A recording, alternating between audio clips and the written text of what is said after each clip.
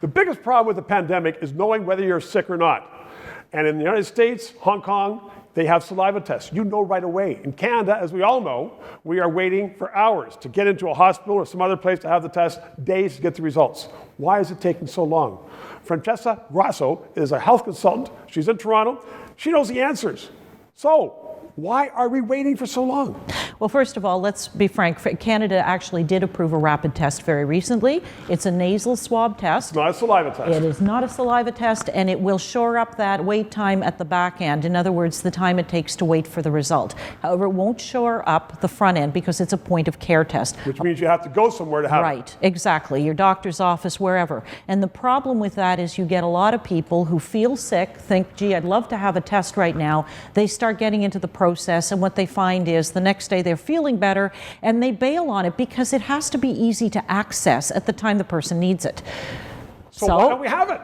Well, first of all, they are fairly new. I will say that. That has to be clear, Right. that these saliva tests, it's not like everybody's had them for months. That being said, I am concerned that these tests that are coming online in other countries will not come online as quickly in Canada because, quite frankly, Health Canada is quite legendary in being a very, very slow regulator. Where other countries are approving drugs in 6 months, it's taking us 3 years. What's the ill effect of approving the saliva test? It's not as though it's going to have some deleterious effect on your health. Well, this brings me to the question of culture. There is a culture of fear of, what if we get some false negatives with these tests? We've got to test it to death. My belief is we should be looking at other regulators from other countries. We should be leveraging the findings that they have. And we should understand that nobody wants a false negative. Nobody wants you to be walking around with coronavirus thinking you don't have it. That being said, I would argue that that is happening today because people can't get their test on time. So it's worse today. So I think it is worse today, and I think that we can't let perfection be the enemy of the good. And there's no deleterious effect, but for, as you say, some people may be sick and told that they aren't. So, what's to be done?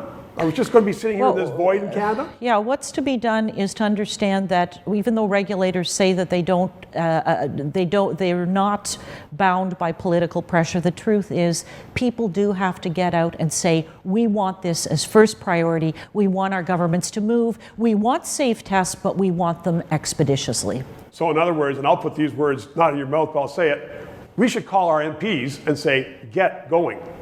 Put the pressure on. We should certainly become more active in demanding that we have good tests in a timely fashion. Perfect. Francesca, thanks very much. Thank you. 3 minutes. Thanks for watching. Parliament's coming back. A lot of big public issues coming up, and we're going to be covering them all here. So please, subscribe to the show. There's a button right up here on your screen.